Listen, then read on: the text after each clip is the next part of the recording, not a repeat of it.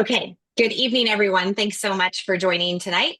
I am going to share my screen so that you can see some beautiful graphics and follow along with the story I'm going to share tonight. I know many of you have been part of our group now for a while, and some of you just joined recently as we're leveling up our skill set for 2025. I'm really glad that we can be here to do this together. So, as we get started tonight, this is our inspired action planning session. We're about halfway through quarter one with our micro plan framework as presented to you all in January.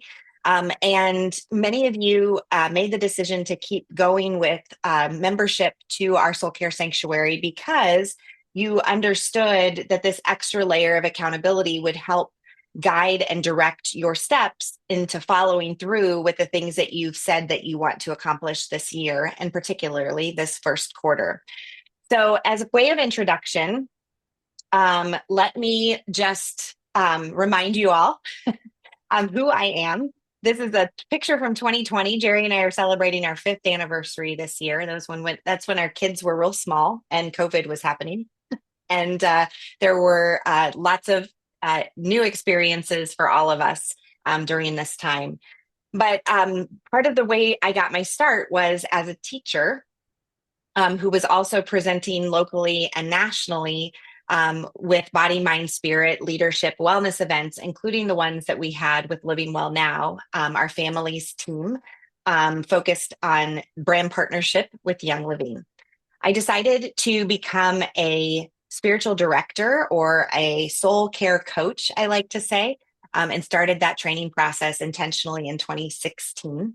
And I've used a lot of different modalities throughout the years. And especially once my mom died of cancer in 2022, it really was the impetus to do more with my skill set and my giftings, something that she always encouraged me to do. It just felt more and more important after her passing. And I'm really passionate about helping women find their spiritual centeredness and their peace in the midst of all the crazy that we have to do in our lives.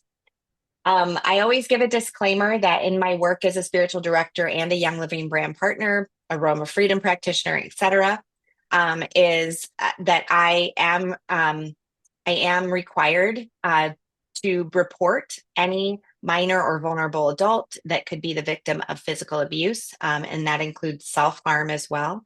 I just feel very strongly, and I take it very seriously, that your mental health is so important.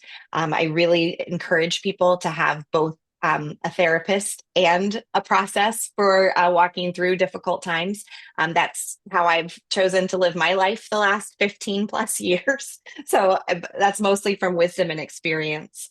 I also just want to remind you that none of what we talk about in our soul care practices is intended to replace medical advice. So even using our essential oils or supplementation to enhance or optimize your experience, we just want to make sure that you are getting proper medical treatment if you need it at the proper times.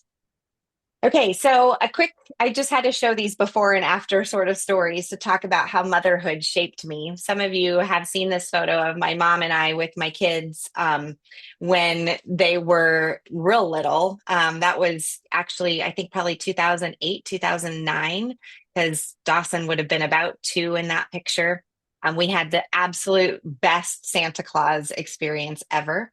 And my kids still thought I was awesome. Just kidding. They are now 21 and 19, and they've taught me so much, including walking through a divorce and how to be a single mom. When I was sharing parenting time with their dad, it was not always an easy road. And I considered for a long time that I had made a mistake, that I should have just sacrificed more of myself in order for my kids to grow up in an intact family. And what I realized is that truly through it all, I was being shepherded, I was being seen, and I was being sustained by a very powerful and wonderful God who was walking alongside me, sending me the right people, sending me good tools and resources, giving me vision for not just survival, but actual thriving in my life.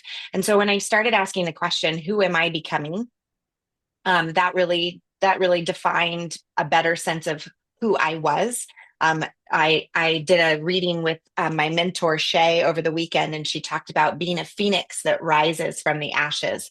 And truly, there's something really beautiful about that mystical creature that really comes alive, or a butterfly transforming out of a cocoon into the beautiful butterfly, and even the drab-looking moth that those caterpillars sometimes make.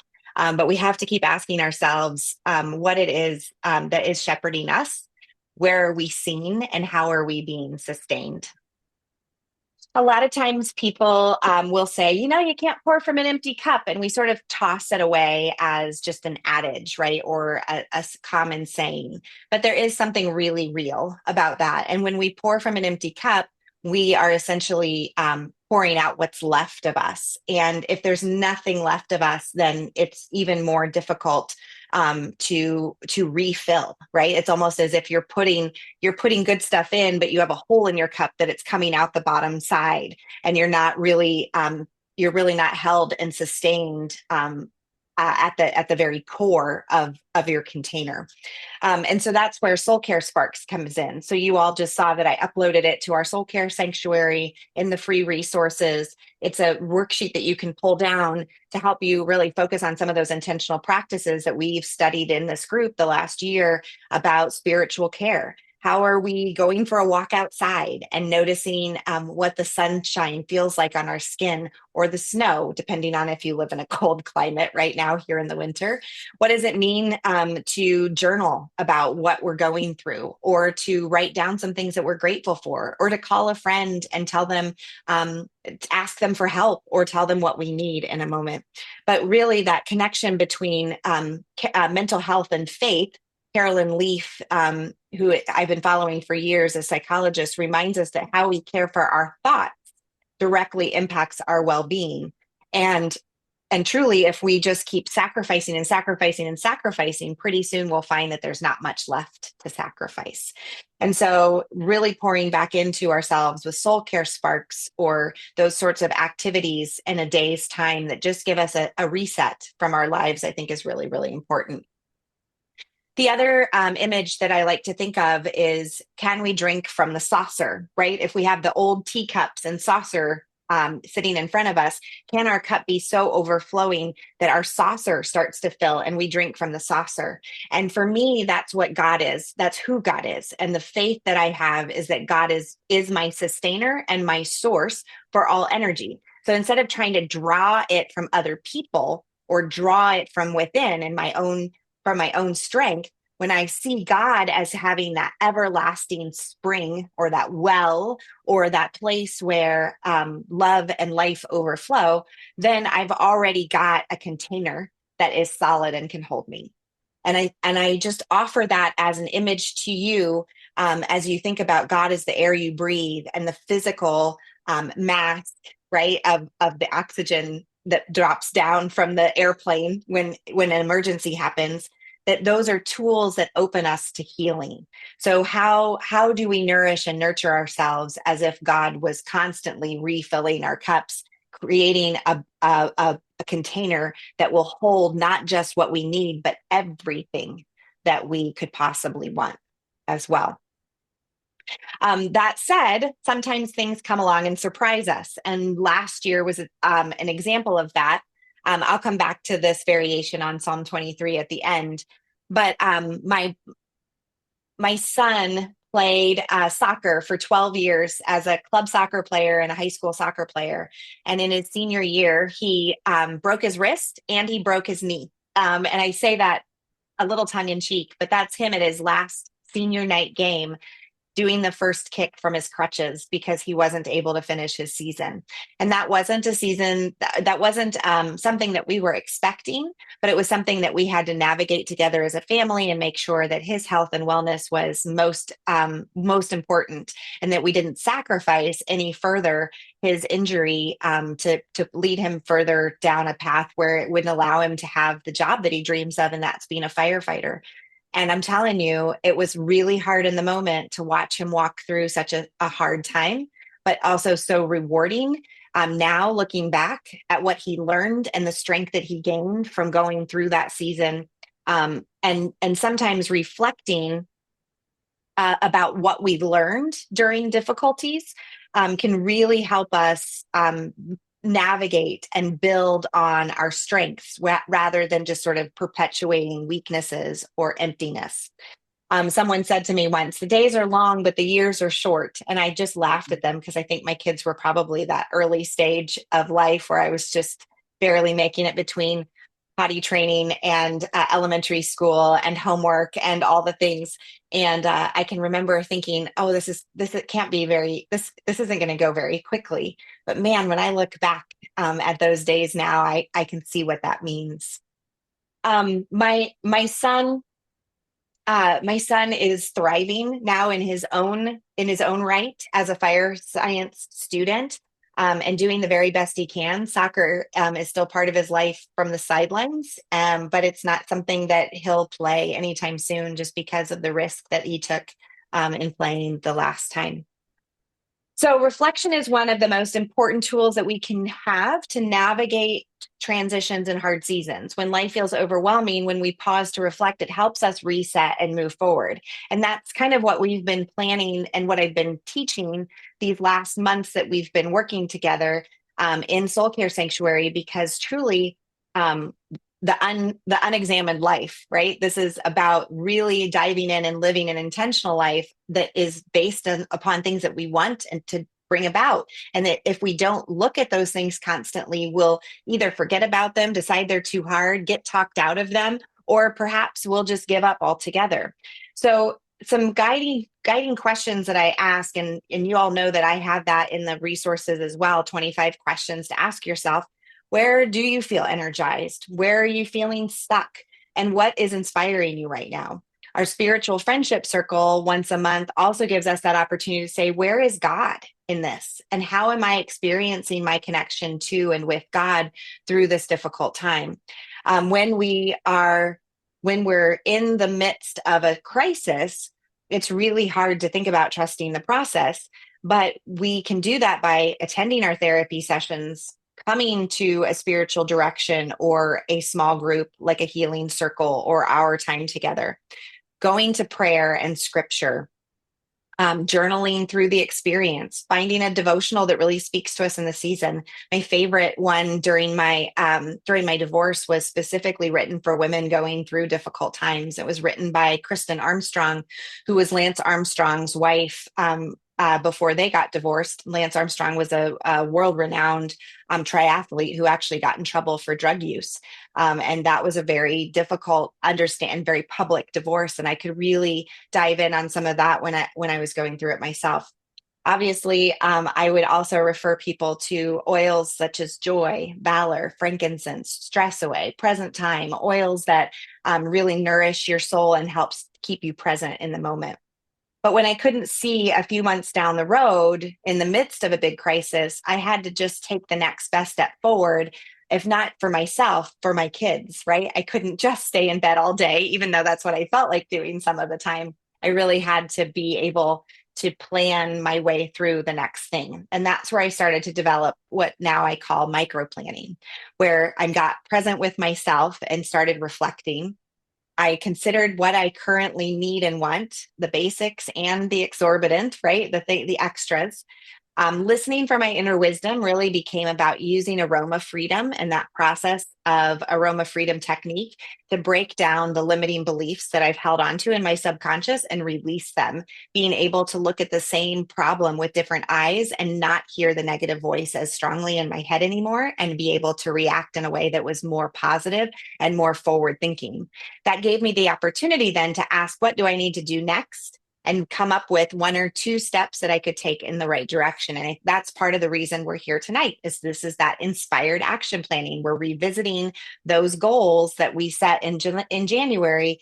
And instead of giving up like most Americans do by the end of the month, or this time of February, and just saying, forget it, I'll try again next year. We're going to keep at it because we're worth it, and it's worth it to keep working. The other thing that really helped me, and I know is helping a lot of you, is finding accountability. And so our Soul Care Sanctuary, when we have the group working well online and in our weekly sessions, we really do have that somebody checking in on us and making sure that we're doing the things that we said we were going to do, and healing and growing and learning through the experience as well. So when we go through these 5 steps over time, they're going to become habit for us. And then we'll be able to refer back to them as our own plan for the future. When we stay open to God's voice with these kinds of tools, we are really starting to work and heal from the inside out instead of just trying to mask it with different things around us. Our back to basics reminds me, this is that wellness wheel that I adjusted when I first started getting into this work more specifically, because to me, spirituality isn't just a wedge on the wheel. Spirituality is the hub that makes the wheel connect. So all of the things, our healthy relationships, a healthy relationship with money and wealth, our career and purpose, worldview, mind and emotions, etc., all are possible because our spiritual or religious practices help keep us in balance. So that's where our beliefs are. That's where our feelings of fulfillment come from, how we are significant to ourselves and to our families and to the world, and where we start to really tap into that inner guidance system. So then we start to ask, what do I need to do next? And where do I go from here? And that's where, instead of a SMART goal, we started calling them HEART goals: honest, exact, authentic, realistic, and timely. Similar, but with more of a focus on that authentic, really call within your heart to help you take that next step forward, to really understand what it is that needs to change in your life to bring about the kinds of goals and dreams that you've always had in mind. I really appreciated, not to call anybody out, but I really appreciated even our first calls in January, when we were still getting clear on what our quarterly goals look like, what was too big for 3 months and what may be too small for 3 months, and really starting to try to figure out what's a good happy medium, or can I take a bigger goal and break it down into smaller chunks so that I can see my progress along the way and celebrate those things. So again, in the Soul Care group, you guys already have this, so you don't need to screenshot this. But if somebody's watching this for the first time, they could go in and join the mailing list and grab these reflection prompts for 2025. They're already within the Soul Care Sanctuary, so everyone has access to those when they become members, so that you can continually refresh your vision for each season, asking yourself those reflective questions, and really starting to hone in on what's going to make the biggest difference to you in your life for the coming time. And the part that I love the most is that Soul Care then becomes a place of accountability. I share these photos from a couple of retreats, because that's truly where a lot of this was born out of. I'm continuing to host events, retreats in particular, in Carlsbad, California. And we've just had such a great time being together in a set apart space, really learning from each other. We do our leadership retreats there for our Young Living events as well. But sometimes just getting out of our regular routines really gives us new perspective. And so finding groups that work together well, are coming in together to sort of pour into their own self-growth and self-care, is really key. And we've taken some of that and started doing it more as an offering to our community here in Arizona. So I call them Soul Care Gatherings, and we're doing some things online and we're doing some things in person, just to help women find connection with one another and be drawn together by some common values and beliefs, but also just a desire to walk in unison and group with each other. Y'all know about Soul Care Sanctuary, because those of you who are listening live tonight, you know what it's meant to you. I asked you at the beginning if you would consider sharing anything about what it's meant to you to be part of this group or what you're looking forward to. But I'm going to have to take this out so we can hear you because I'm not sure that'll show up on the recording if I have my AirPods. So let me make sure my microphone is working for everyone. Does anyone feel compelled to talk about what how Soul Care Sanctuary has impacted their own sort of healing growth goals over the course of the time that we've been together? I can share. I came to Soul Care Sanctuary with a pretty empty cup, like you talked about tonight, and I feel like I needed community of other women to support and help heal my journey, and so it has made a world of difference to me. I am trying to. I've done the goal planning, which is huge. There's a lot of things that I want to focus on. And if I don't have that accountability, it's just another year goes by and it's like, oh, I still have that same goal. So it's really kept me not only on task for that, but encouraged by everybody that's in the group and everybody that shares, and just hearing everyone else's journey has helped mine. So it's been very valuable. Thank you, Linda.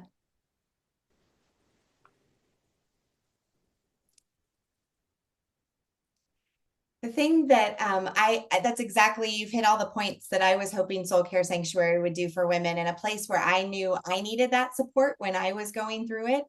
Small group coaching can be so valuable because you learn from other people, you learn from what they're going through and how they're directed and shifting and changing.